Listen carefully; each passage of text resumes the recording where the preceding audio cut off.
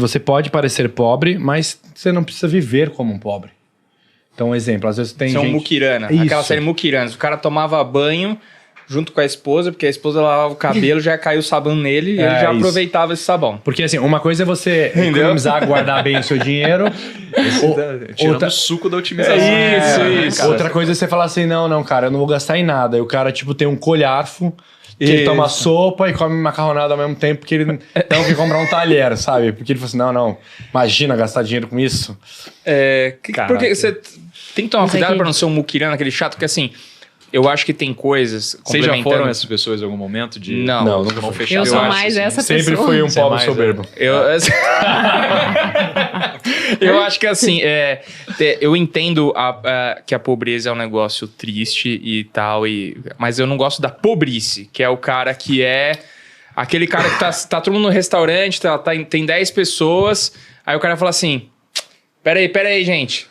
Eu não tomei 2 cocas, não. Então tira o meu aí. Eu tenho que pagar aqui, ó, 94 e tá aqui, ó, que eu tinha que pagar 105. Não, eu não. Isso aí eu acho, porra, cara... Total. Pô, e tem gente assim, né? Lógico, tem demais, cara. E tem gente assim. Isso eu acho feio pra caramba, cara. Mas eu já fui esse cara, pô. Principalmente no começo ali, quando você começa a aprender finanças, você quer acumular dinheiro, pô. E depois que tu começa a acumular dinheiro é tão bom. É gostoso, pô. Cada vez você deixa de gastar dinheiro com uma coisa que você sabe que ia gastar. Eu tinha esse prazer. De acumular. É um prazer gostoso, pô. É. Só que é fases, né? E aí, no primeiro momento, tinha muito pouco dinheiro, mas tinha muita ambição. Não queria comer na faculdade, queria comer em casa, porque, poxa, é muito confortável. Não queria sair com os meus amigos, porque, cara, como você falou, né? Cada saída ali é 200, 300 reais. E isso por baixo, né? Dependendo da saída. Pô, os chopadas da faculdade, às vezes eram mais caros do que isso, só pra você entrar. E não era garantia de felicidade. A gente não saberia, porque normalmente a gente não lembra, né? Coloca aquelas catuabas pra dentro lá. Nossa, mano. Sim. Que horrível essa época, né, cara? Cerveja glacial, né? Tinha... Qual que era, cara? Aquela colorida, que era tipo um barrilzinho. Um corote. Corotinho. Manda o às vezes eu queria economizar, sabe o que eu fazia? Eu ia num posto, comprava aquela cerveja fax morna, assim, né? Bebia ela inteira e era esse meu rolê, assim. Eu entrava na balada, assim, maluco. Entendi. Época horrível, né? De catuaba, né, fax e todos nós já fomos corote, universitários. Né? Mas eu acho que tem que fazer uma distinção. A Jéssica não, acho que ela parece que nasceu assim, né, cara? Assim, super, poxa. Já, né? Ela foi criada, né? Assim, ela foi, não é que ela foi uma universitária, aconteceu tudo isso. Porque ela assim, eu fui uma universitária, mas eu era porque, assim, CDF total. Porque eu tô perguntando isso, porque tem gente também que eu acho que às vezes se perde num acúmulo de riqueza, vira uma pessoa que não quer gastar em nada e acaba não vivendo a vida. E passa até pros filhos isso. O filho sabe que o pai e a mãe têm dinheiro e tudo mais, e ela é obrigada a passar fita crepe no tênis pra durar um pouco mais, sabe? Você fala tipo assim, mãe, por que a gente tá vivendo assim? Tem que ter cuidado, né? Porque falar... Não, eu acho que você falou um caso extremo, né? Isso soa um absurdo.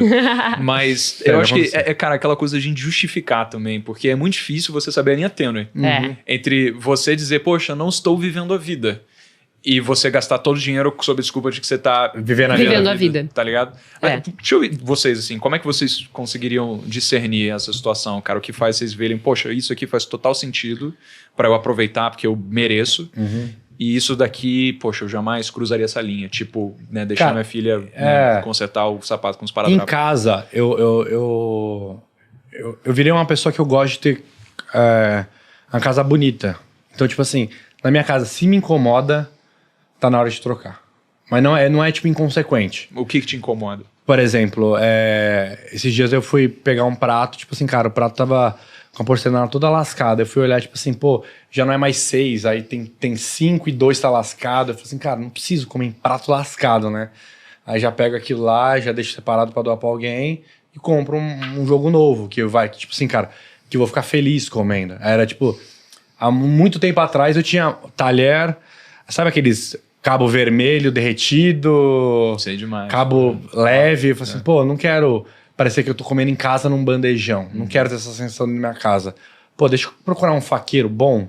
E não tô falando de comprar um faqueiro de 3, 5 mil reais. Não, pô. Achei um ótimo faqueiro lá, pô, faca boa. Às vezes de 60 para 100 reais já dá um salto, gigantesco absurdo, do negócio que você usa todo dia. Por exemplo, em casa não gosto de dormir lençol ruim, não gosto de me secar. Tipo, tudo que eu vou usar muito, eu não vejo problema de investir. Então, eu tenho uma boa TV que vai durar, sei lá, uns 10 anos. Eu tenho uma boa geladeira que vai durar uns 10 anos. Eu falo assim, cara, eu não quero abrir minha geladeira e ouvir estralo de luz ligando e sei lá, minha coca tá quente, mesmo dentro da geladeira, sabe?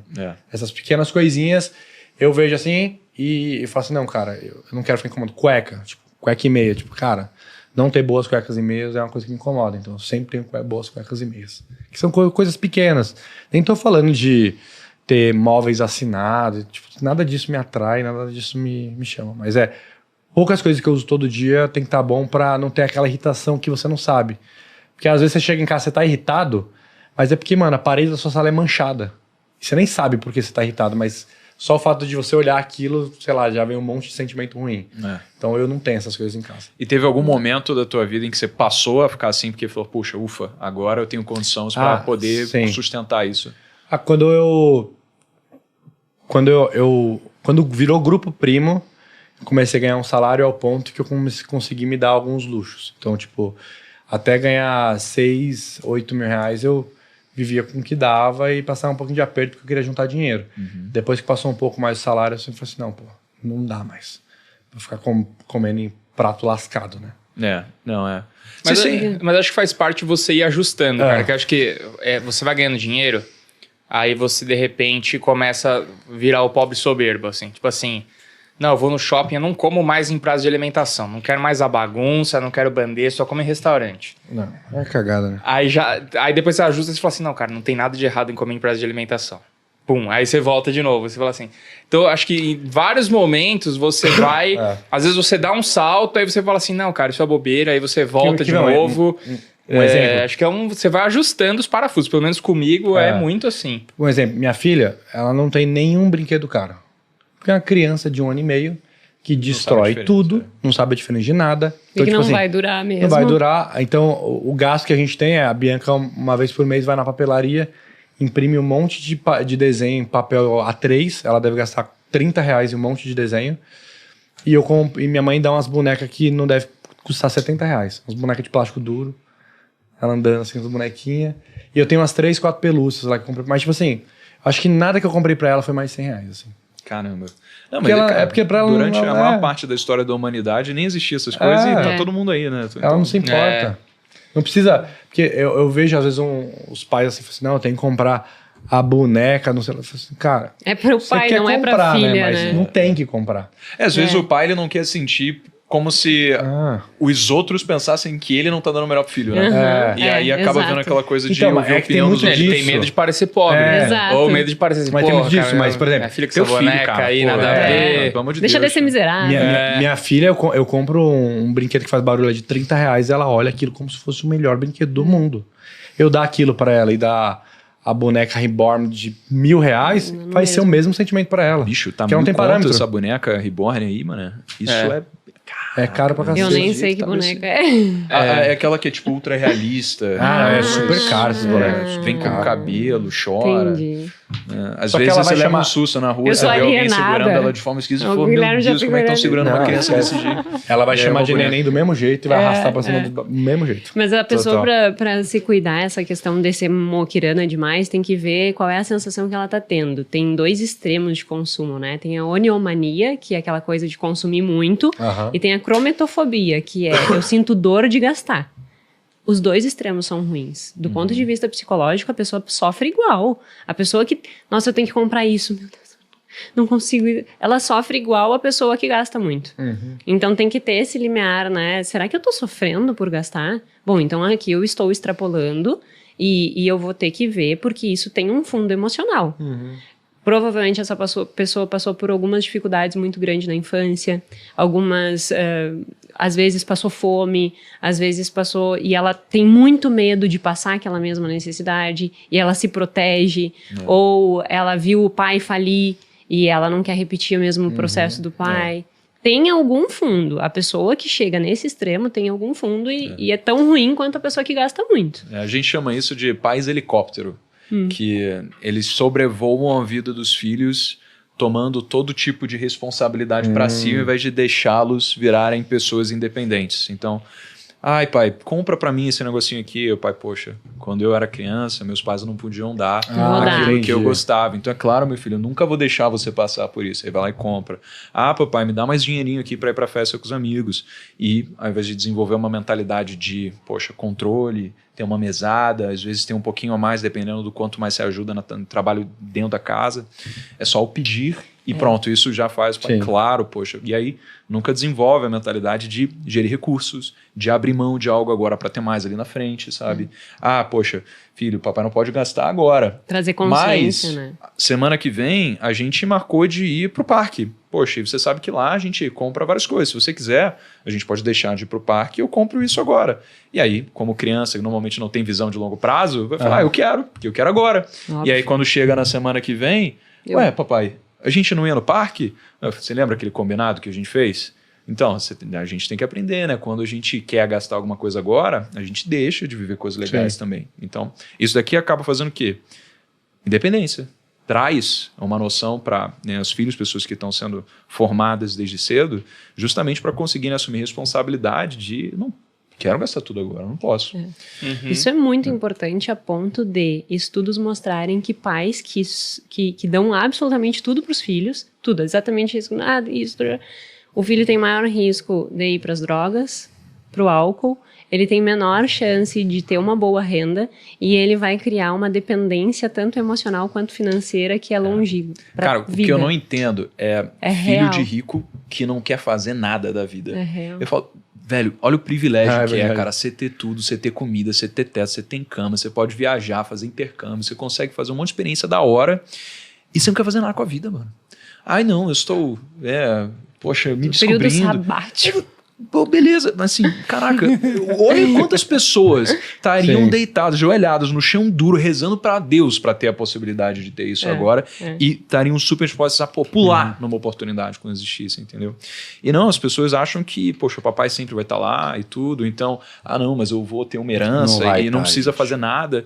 E aí é por isso que tem aquela frase, né? A primeira geração constrói, a segunda mantém, a terceira destrói.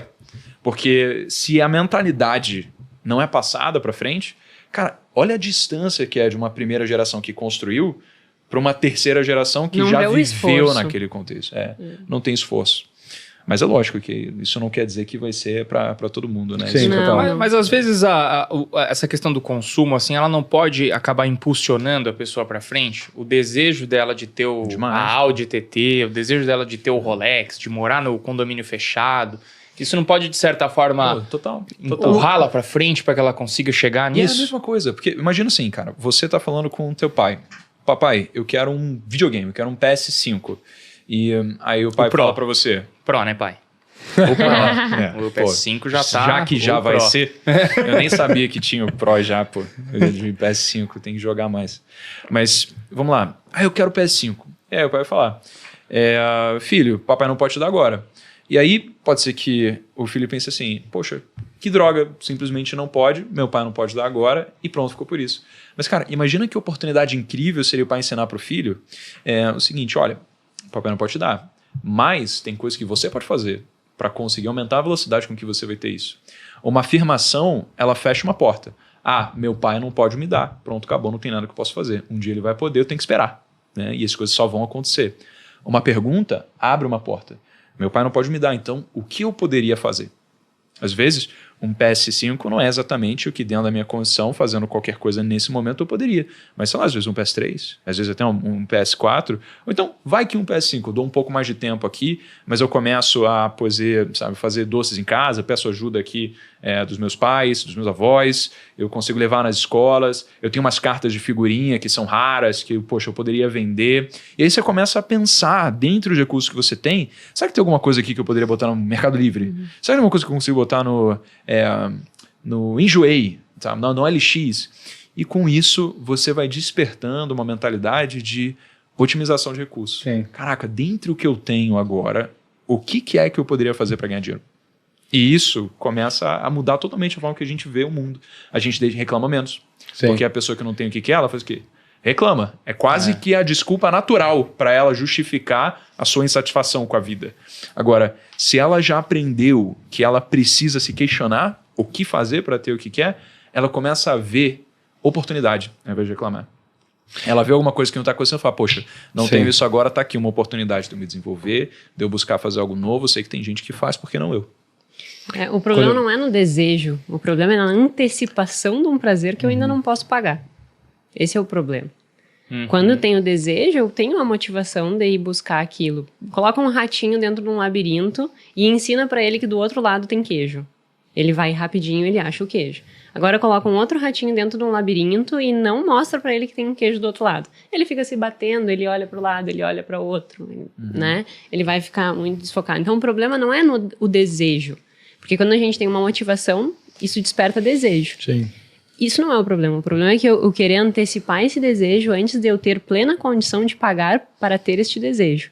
Se eu faço isso, de gastar antes de ter condições, eu vou entrar num que a gente chama de ciclo de escassez. Eu vou me colocar numa condição difícil, de problema financeiro, de não ter realmente condições de pagar por aquilo que eu necessito.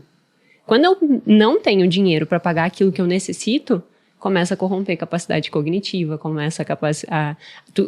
essa pessoa fica extremamente imediatista, porque ela não consegue pensar no futuro. Porque o problema é o boleto que ela tem que pagar. Então ela não consegue pensar assim, eu vou fazer um planejamento para daqui a 1 ano, 2 anos. Não, peraí, tem o meu boleto aqui que eu tenho que pagar e é sobre ele que eu tenho que pensar. E aí esse afunilamento atencional faz com que essa pessoa ela se torne muito mais imediatista e ela não consegue planejar. Ela não consegue construir visão de futuro. Então ela antecipou um desejo que ela não podia pagar e aí agora ela corrompeu a capacidade dela de pensar no futuro. E aí ela corrompeu a possibilidade dela ser livre, efetivamente, né? Então o problema